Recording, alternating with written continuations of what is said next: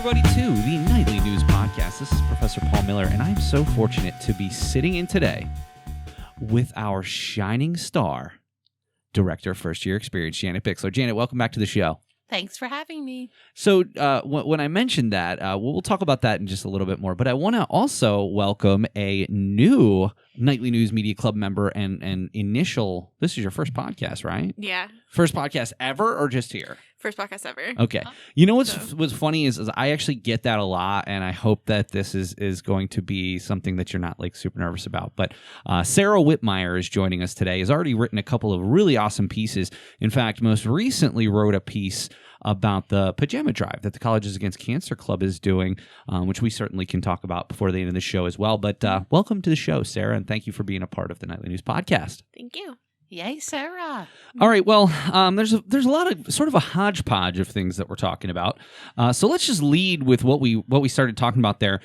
Janet was awarded the Shining Star Award at our most recent Nightly News Hall of Fame induction ceremony. So not only did we induct 4 people into our Nightly News Hall of Fame, 3 of which were on our last podcast, so please tune back into that. We also wanted to do a couple of different awards. We gave Dr. Linda Fedrizzi Williams the Freedom of the Press Award for all that she does for our publication, but we also named Dean of Career Services, Steve Hassinger, as one of our shining stars, as well as Janet Bixler as one of our shining stars. So what's that mean? Well, what it means is that you have been one of the most influential people outside of the Nightly News and how you interacted with us and how you work with us and how you recognize the things that we do, the accessibility that you've always offered. You have been one of the most instrumental people in the history of our club in terms of the way that we are able to do what we do. We couldn't do what we do without accessibility, without other people on campus supporting what we do, and you are at the top of those individuals. Well, thank you very much. It's really an honor. And when I was director of the Capitol Blue Cross Theater for 6 years, it was the Nightly News that was so supportive of our work and getting the news out about all of our productions and driving people to be audience members. So, I mean, it was, hand in hand.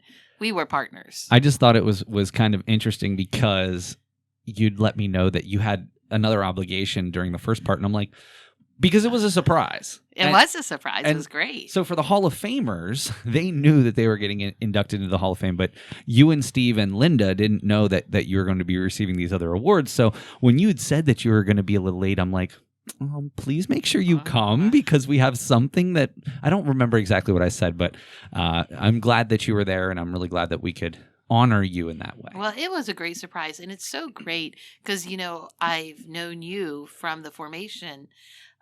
I knew you, and so I knew the formation of the Nightly News Media Club from the very beginning and all the students that you've worked with. So it was really special because there was a lot of connection and collaboration and interaction between the work I was doing in the theater and the work y'all were doing and the support. And we always tried to make sure that we covered every event that you did, not only an advance piece that would help to try to get some more people in the crowd, but also sort of a retrospective piece at the end as well. So you've always been such a instrumental person. You've always come on the podcast, one of my favorite guests, and we just appreciated that, and we wanted to recognize you in a special way. Well, thank you again.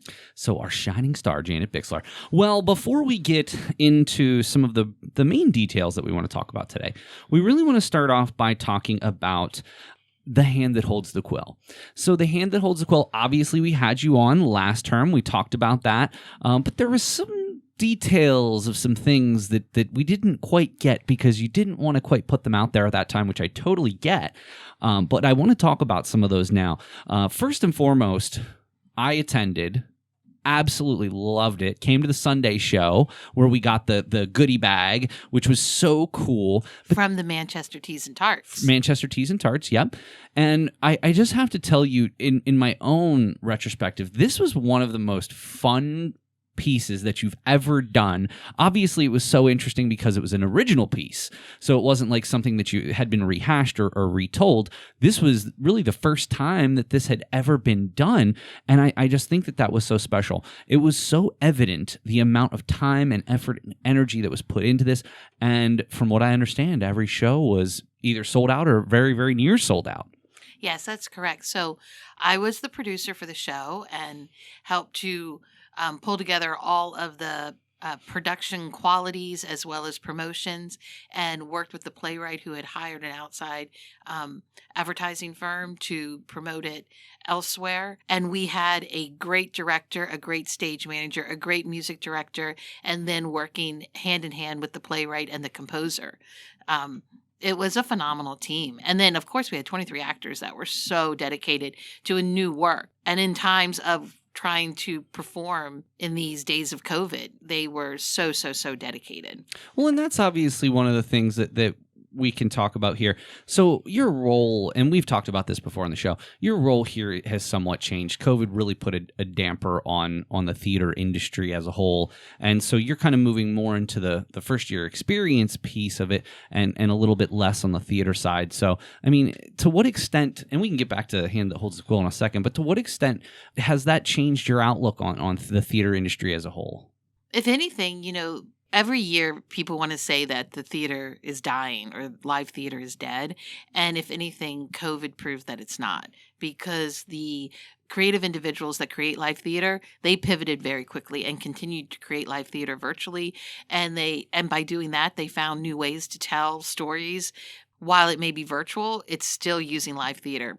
It's amazing. The evolution and the tenacity and the fact that the people who attend live theater really needed live theater to return, and it has been embraced by all the audience members because they realize the gift that and the value that is live theater. So, no, I can only embrace live theater even more.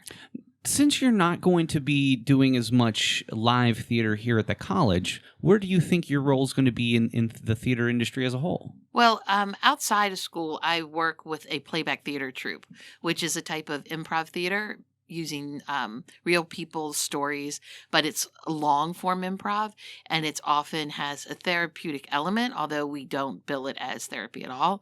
But it's the idea of hearing your story and seeing your story play back, that it provides a perspective that can deepen your understanding. So I do that personally. I also I work with Maria James Chow with our small nonprofit that we're working with, Reclaim Artists Collective, and we're actually working on a new story. You'll remember back in 2018, Central Penn College, Capital Blue Cross Theater, had in their theater season Reclaiming My Time. And that was the first of the American Griot series. And now Maria and Reclaim Artists Collective has created the second in the American Griot series. And it is called Hair Story. And that is in development now. So I'm still working creatively in the world of theater. I want you to promise me that when that gets ready to go, that you bring Maria down here. Maria hasn't been on the show for a very long time. We would love to have her back and promote that for you as well. Well, there's one more thing before we move off this that I want to talk about.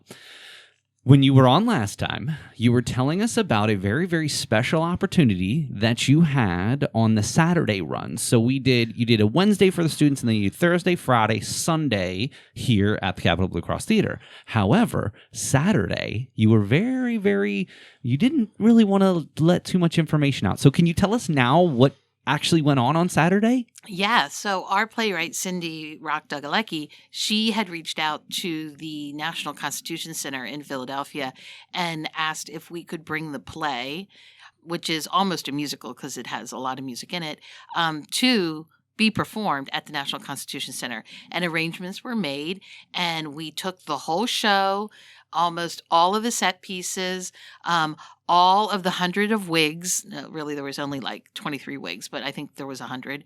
All the costumes, which were, full colonial garb, a lot of props, all the way down to the National Constitution Center in Philadelphia early Saturday morning. We got into the space. We had about an hour and a half to figure out. The director worked seamlessly with the actors on figuring out how to adapt the show to their stage, which is not the same as our stage. And then Cindy provided a phenomenal catered lunch. Oh my goodness, with all the trappings of Philadelphia, Philly cheesesteaks and pretzels and all that great stuff. And then the actors performed to another full house in the theater at the National Constitution Center, which they had over 130 people. Standing ovation. The actors, oh my goodness, they adapted to that playing space so beautifully. It was one of their best shows. It was there was an element of improv to it because they had to pivot. I think they really enjoyed that. The audience really enjoyed it. They then had the opportunity, if you haven't been to the National Constitution Center, you should go, because it is a place with so much to see and do about our history just in relation to the Constitution. There is the Founders Hall. Well, there's a special place where all the statues of our founding fathers who created and signed the Constitution these statues are erected in bronze, and they are positioned as they would have been in the State House working on the Constitution. And our actors in costume got to go down there and actually take pictures with their character, Wow. with their man. Of course, none of the women were there, none of the Liberty Bells, but their husbands were there, as it were. That's so cool. Yeah, and it was really nice. And well, I am so proud of you, and what a way to send off live theater and at least our Capital Blue Cross Theater, in the short term as a wonderful, wonderful show. We just absolutely loved it, and certainly looking forward to anything that comes down the pike in the future. So thank you so much for sharing that with us. Well, what we want to do here for the rest of the show is talk a little bit more about Janet's position as the director of the First-Year Experience, and specifically talking about two things that either have been done or will be coming up as part of this program. So the first thing that we wanted to talk about is this idea of claiming the castle. So this was a new initiative that started recently here, starting in the summer term. And so we want to just learn a little bit more about this and how you felt and why you feel so strongly about this and how it can benefit our first-year students. Well, and Sarah participated in an aspect of it, if she wants to speak to it, Of course. after I explain some of it. So Claiming the Castle is a program for our first-term housing students. And fortunately, our school provides a housing scholarship. And with the housing scholarship, the students are made aware that they will be required to participate in housing programming to maintain their housing scholarship. So I reached out to Lindsay Garber, Director of Residential Life, to see if she wanted me to create a program for the first-term students that works on, and this actually, the whole idea of Claiming the Castle program came out of a discussion with one of our current students who is an RA, Kayla Murrin. We were talking about something else, and then she was telling me her experience as an RA, and I said, oh, well, maybe we should do some programming around having students assess what it means to set their own to set boundaries, to stand up for their boundaries, to respect others' boundaries. What does it mean to communicate clearly so that you're heard and that what you say is respected, but you say it in a way that people can hear it and you respect the person that you're speaking to? And then also, relationship building. The idea of what strengths do I already have to build a strong relationship within myself and with a group of people? And then what areas am I lacking, or where are some of my relationship skills weak that I need to develop? It's called Claiming the Castle because a castle, they live in a suite. That's what we call what our students live in. They live in a suite, but we are the knights. So knights can live in a castle. They can protect a castle. When you claim something, you show that you have value and ownership over it. And the idea is that the students live in a castle, but their own self is their castle. That's why set your boundaries to respect yourself. Communicate in a way that you honor and respect yourself. Build relationships within yourself so that you strengthen yourself, so you can be that person in community with others that is beneficial, that is respectful, that is providing for others, as well as enjoying the relationships with others.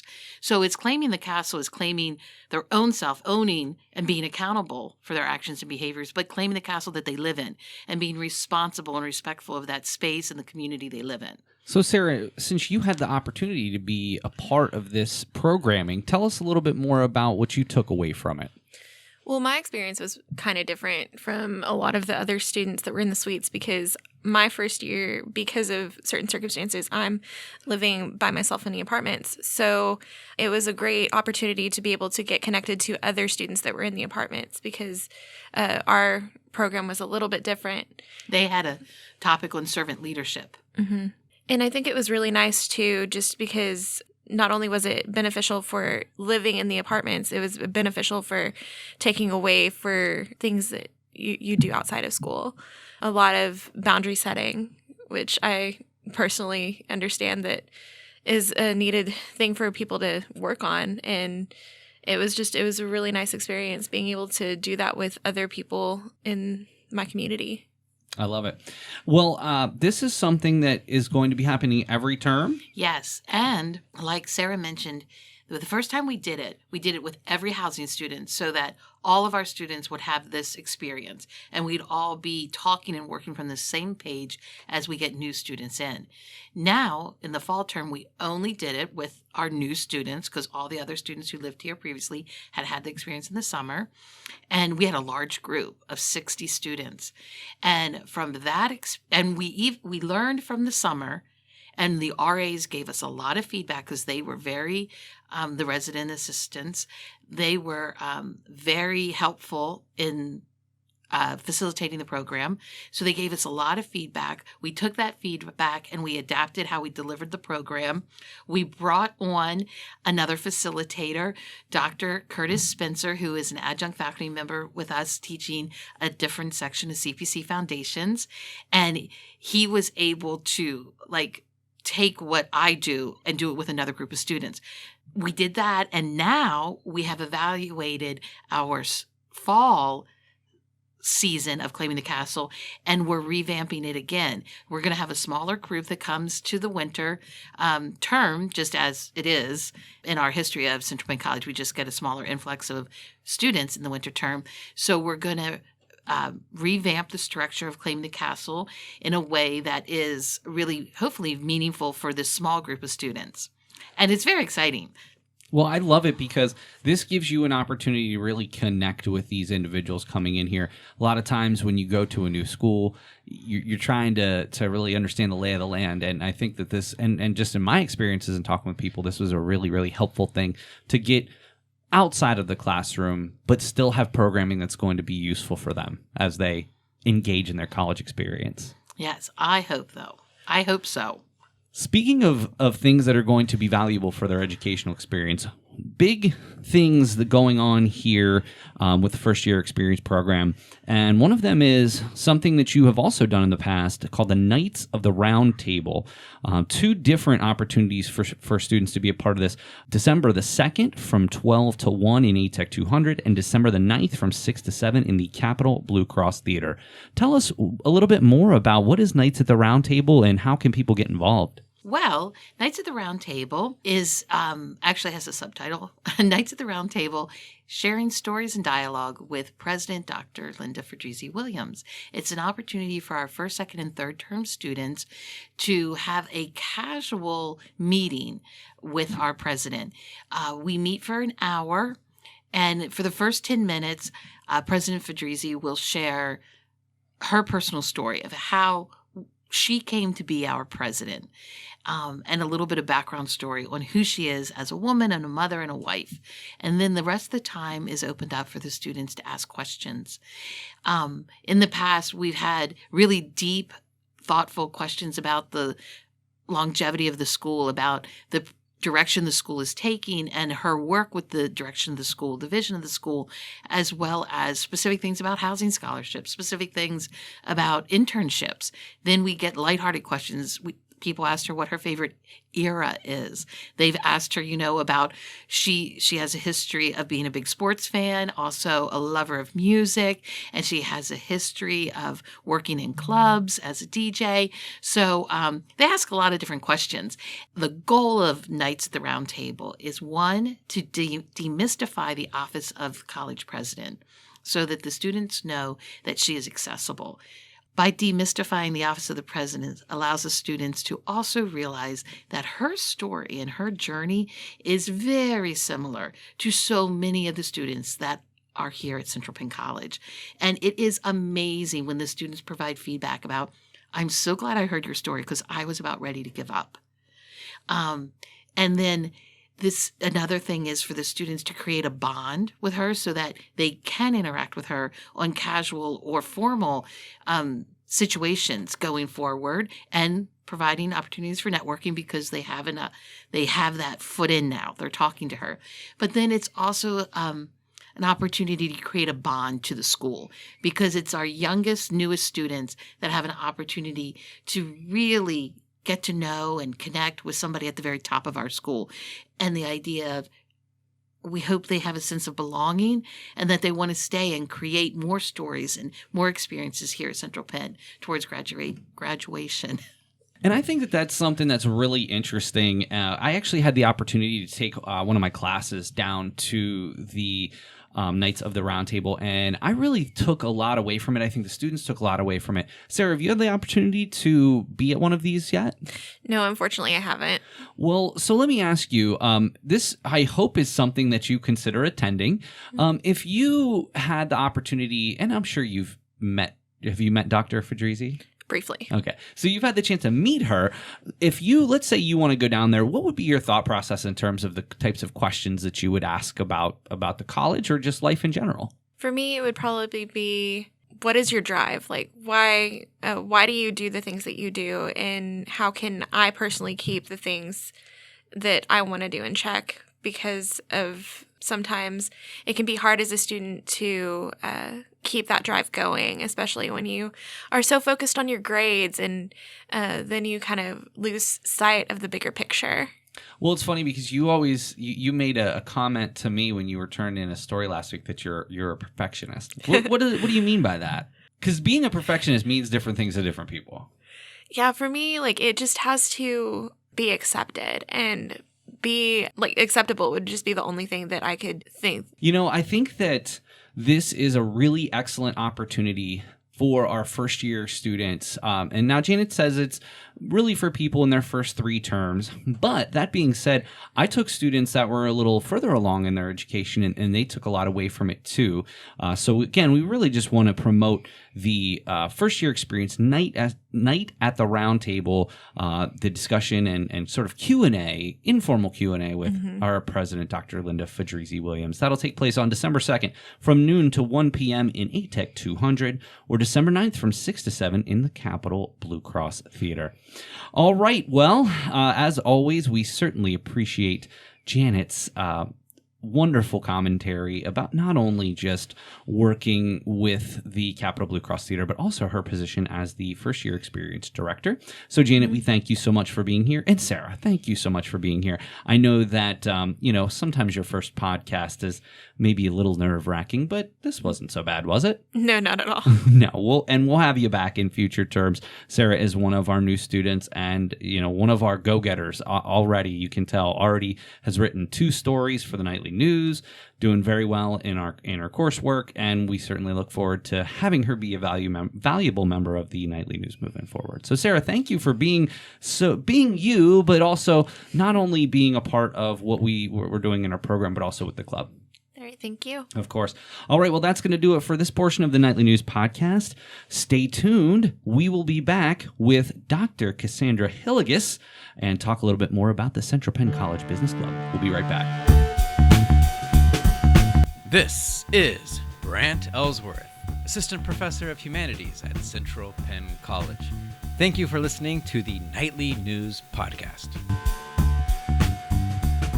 Well, welcome everybody to the Nightly News Podcast. This is Professor Paul Miller, and I'm so honored to be sitting in today with one of our wonderful faculty members, and first time on not only just this podcast, but any podcast.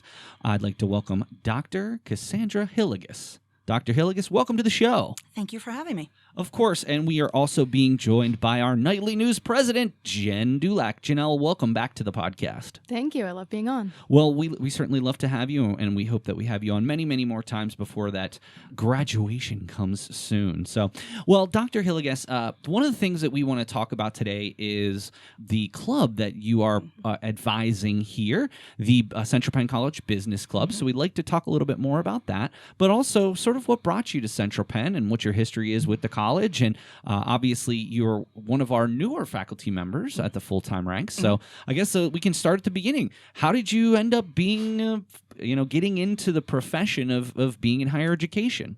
Well, let's go back to how I got to Central Penn. I actually was a student here, so I'm an alumni. I was seeking my bachelor degree, and somebody had mentioned Central Penn College, and I decided to come here because I was seeking a degree in medical assisting, and I could turn that into a healthcare administration degree. So I came here for that. And I had Professor Pickle as one of my instructors, my marketing instructor. Diane Pickle. Yes. She is one of our wonderful faculty members who's retired and it seems to enjoy the retired life, but big time influencer in terms of a lot of our former students here. Yeah, so when I graduated, I decided I was going on for my master's degree, and I wanted it to be in marketing. So that's how I pursued that degree. And when I finished up my master's degree, I found out I could teach here. So I came back as an adjunct. I've been an adjunct since 2008. Wow. And then during COVID, our previous marketing instructor decided to go back to corporate America, and I decided to take the plunge and apply for the full-time position. So I became full-time in 2020.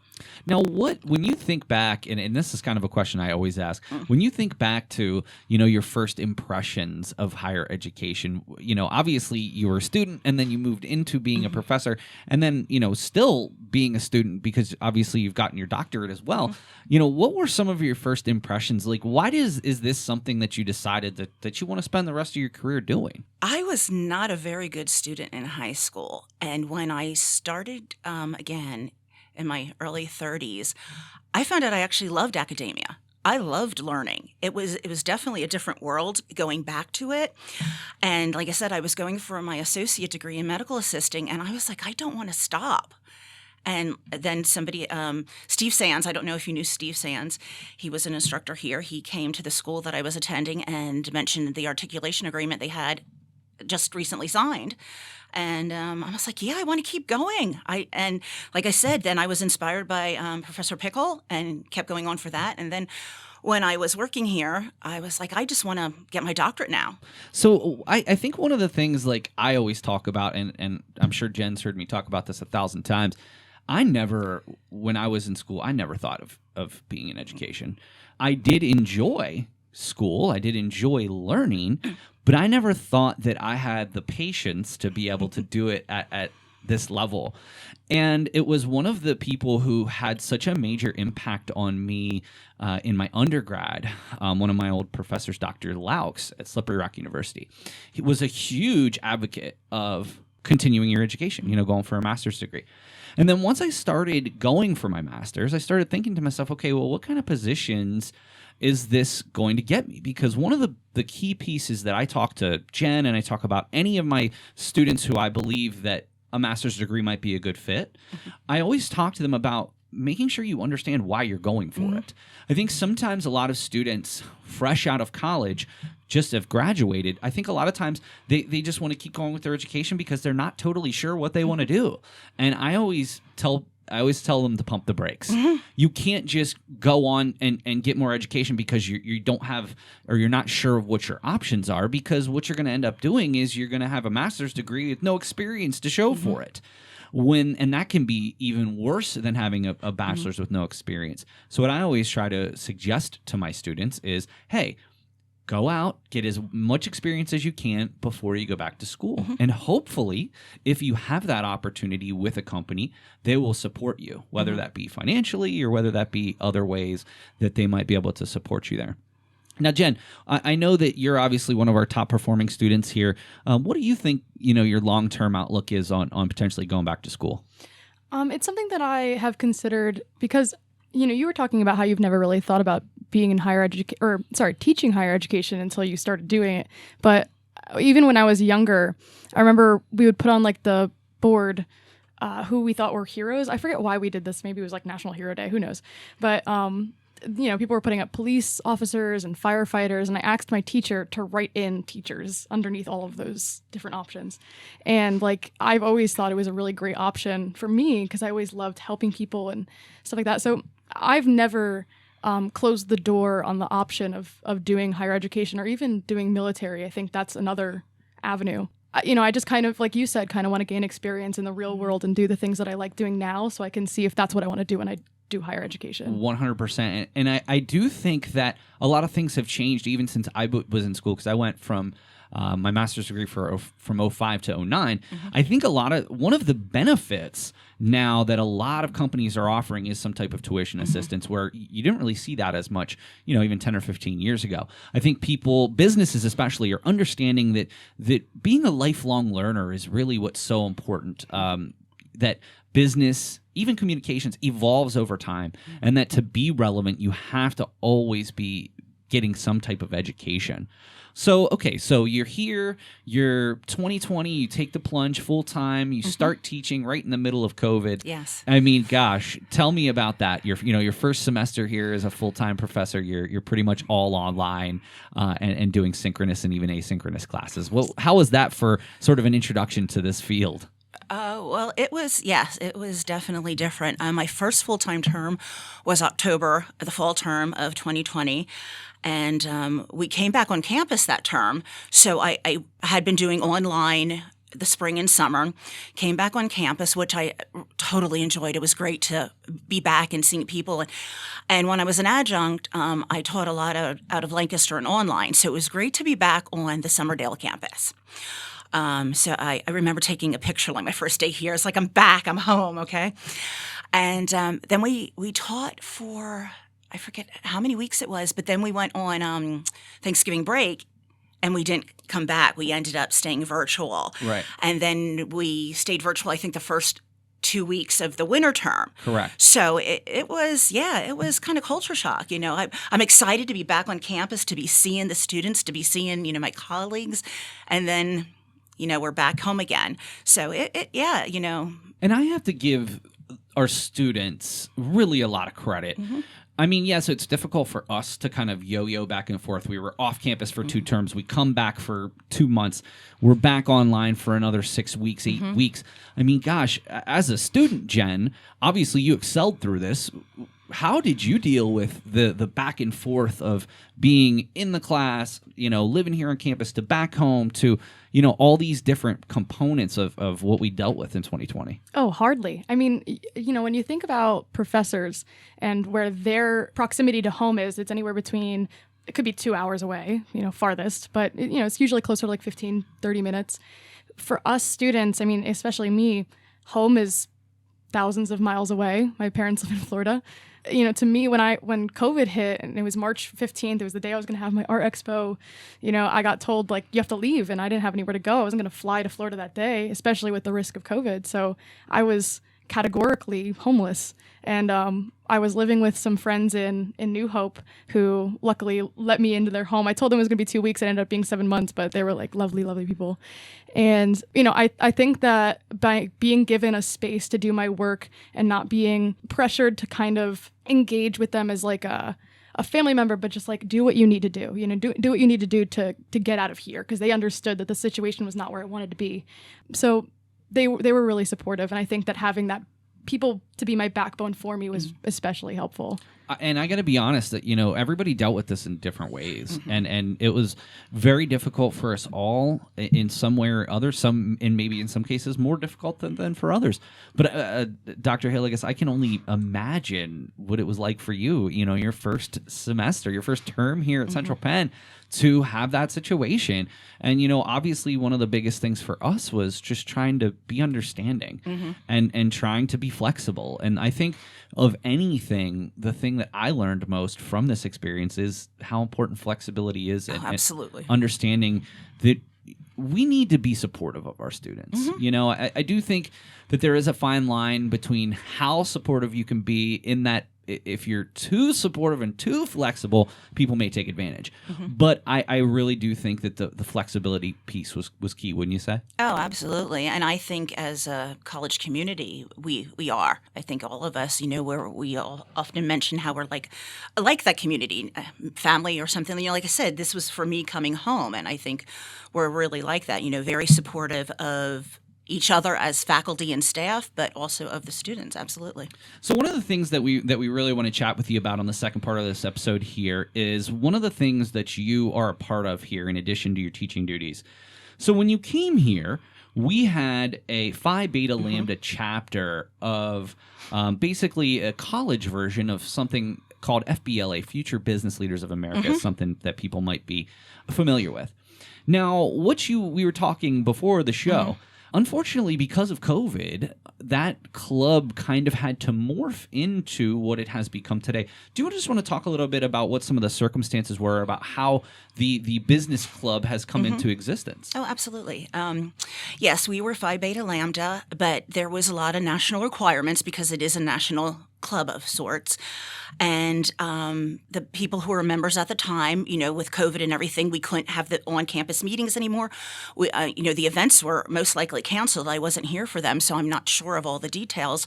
But when I came back, I was told that my predecessor had been the advisor for it. And I really wanted to keep it going. I didn't want that to be something that went by the wayside. So I just did some reevaluating of it, and I'm like, I personally was not prepared to run a national society. That's a lot, and I wasn't really familiar with them. So I had some conversations, made some decisions, and I thought, well, let's have the Central Penn College Business Club, or as I acronym everything, so it's the CPC-BC. And, that just kind of took off. I reached out to some students, reached out to Adrienne. She's in charge of all the advisors.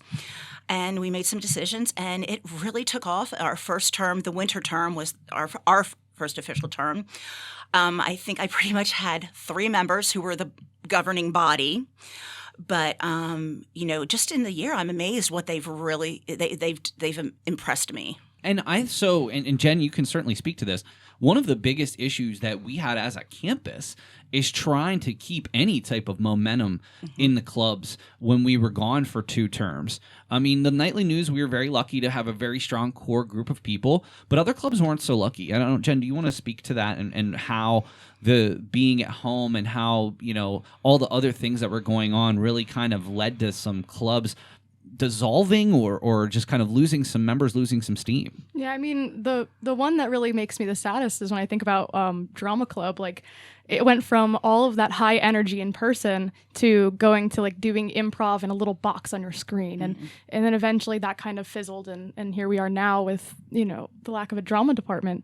The way that COVID really demolished student engagement, it's devastating in every way. And I'm really curious of how you were able to kind of roll with that lack of engagement and create some sort of spark with the business club. Well, the same term, winter, was my daughter, Kylie Hillegass. She is the president of our club. She started here as a student, and she found out Mom was teaching here full time. 2020 was very hard on my daughter, and she decided it was time for her to make some changes in her life. And she was coming back to school, and she decided she wanted to come here. Mom's an alum, Mom's teaching here now. Well, I was like, okay, well, I'm going to bring my daughter on board. The poor thing, So I reached out to a colleague of mine, and he had suggested another student, Keith. Keith isn't at the college anymore. So we had asked them if they would kind of take it off. We didn't give them any set roles or anything like that. We're just like, this is what we're looking to do. And then we could have the student engagement and find out what they were thinking, what their idea was of developing the club. I don't know that we had any. No, we didn't have any speakers the first term, but we decided we really wanted to make the club about having speakers come on, give their professional advice or their insight to any students. We are the business club, but we have a wide variety of students. We have accountants, we have business majors. I'm not really sure what they all are, but ultimately everything is a business. Sure. So anybody is welcome to join our club. And yes, so we had our very first speaker was in the spring term, who was Brent Smith, and he's the president of Link Bank. I don't know if you're familiar with Link Bank. Sure. It's out of Harrisburg, Lancaster, and Westchester. So he was our first speaker, and then we've just kind of rolled from there. And that's really how we run the majority of the club. We have 5 meetings each term.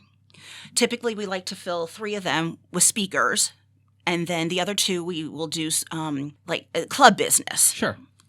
So I was very honored to have the opportunity to come speak to the club. Now, I talked to them about a variety of things, but I definitely focused on one of the things I'm very passionate about, and that's working with their LinkedIn profiles and talking about interviewing. And that was specifically what you'd asked me to talk about. And I just absolutely loved the experience. They were unbelievably engaged. I really think it's interesting how you've approached this club in that you're looking to bring people from outside of the organization here. So I think it's something that's very unique. And I also think that it's something that maybe even your online or even evening students are going to take something away from and learn from. So it's an educational opportunity for them to engage with other students that they may not already, but they're also going to take some important things along with them. I was honored that you asked me to be a part of that. I hope that my session was interesting and exciting for those individuals, but I was just honored to do it, and I would be happy in the future to if I'm invited back. Well, you're absolutely invited back, and I don't think I emailed you, but I had one student say that you were their favorite of 2021. That was very nice. So I'm sure others feel that way too, but I don't get to speak with all of them all the time. But no, that's exactly what we're doing. We want it to be fun and engaging, but most of our students are virtual. Sure. So even our president, Kylie, she's in Williamsport, so she's virtual. Our vice president is virtual. Our secretary lives about 20 minutes from here. So she has, and even our president, Kylie, they have both come to campus for different events. They're not that far. So we do try to bring it to the campus, but really still with COVID going on, a lot of it has to be virtual. But with having the Lancaster campus, and those students aren't going to want to really come to Summerdale. Sure. So that's something that we are very proud of, that we hold all of our meetings. And this is not saying that we're not going to try to change as times change, but we're holding all of our meetings via Teams so that anybody can attend, and we record them all. So if you're a member but you can't attend a meeting, they're recorded, and we do share that. So no, we've adapted to the times. And I think, I am so proud of the group that we have.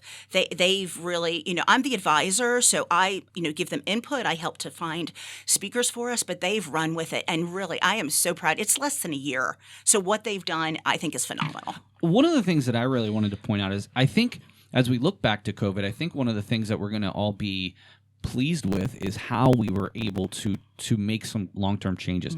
Even for us, the Nightly News, we have gone to doing virtual meetings. Now, most of our students are here and are able to make it, but we give them that option. For example, we have one of our students who lives in Western Pennsylvania has joined us on several meetings. A situation where one of our dear members, Leslie Heimbaugh, she works during the day, so she can't always make it down here for the meetings. She can do Teams as well. So I think that that's definitely a benefit, and I love that you're also engaging our online population. One of the things that I have heard from online students is that they want to be more involved, but unfortunately they just don't always have the opportunity to do so.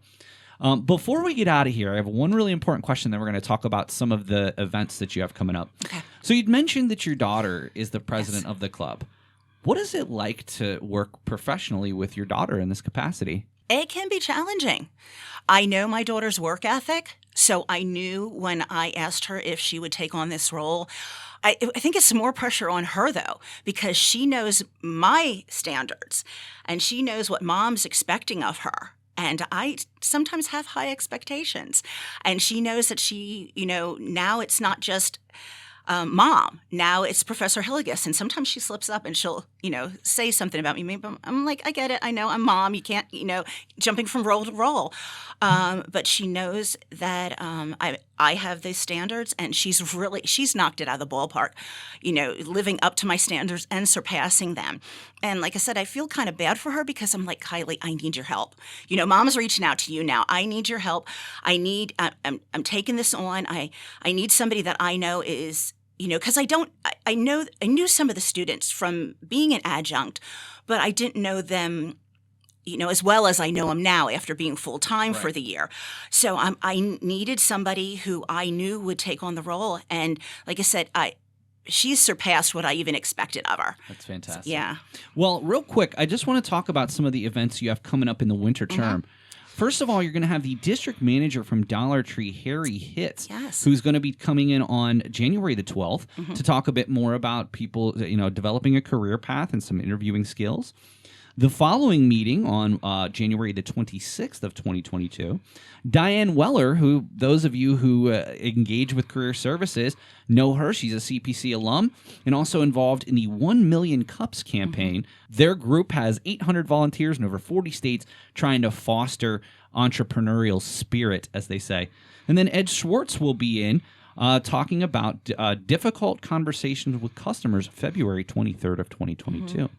So I really appreciate that you're able to get some really valuable speakers to come in, some heavy hitters in the industry, and to give our students really some tangible opportunity to network with these individuals, but also to take something away from these meetings that they can apply in their future career. So now let me ask you, should anybody, A, be interested in the club, being a part of the club, or interested in one of these speakers, how can they get in touch with you?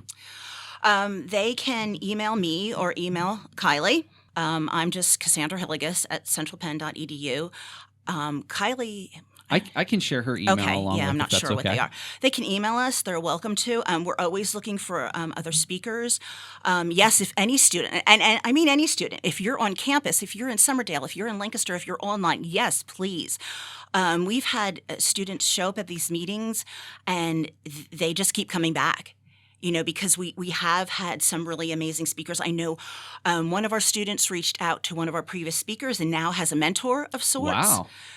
So yeah, I mean, we cover anything. How you did, professionalism and that, but we've also had people speak about their business. And every time we have a speaker, I'm like, can our students add you to LinkedIn?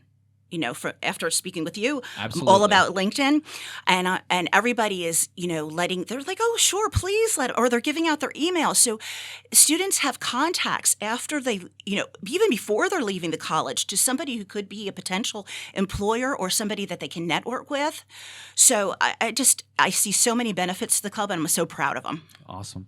Well, I really appreciate your time today. And of course, we wish the Central Penn College Business Club all of the success in the future. We'll have you back sometime soon to talk a little bit more about some of these things that you're doing, because I love the fact that you're really trying to embrace the online population. Jen, as always, it's such a pleasure to get your insight and your feedback on not only what it was like going through COVID, but how that really impacted the student engagement piece of it. Your insight is always really on the mark. So I appreciate your time. Absolutely. Thank you.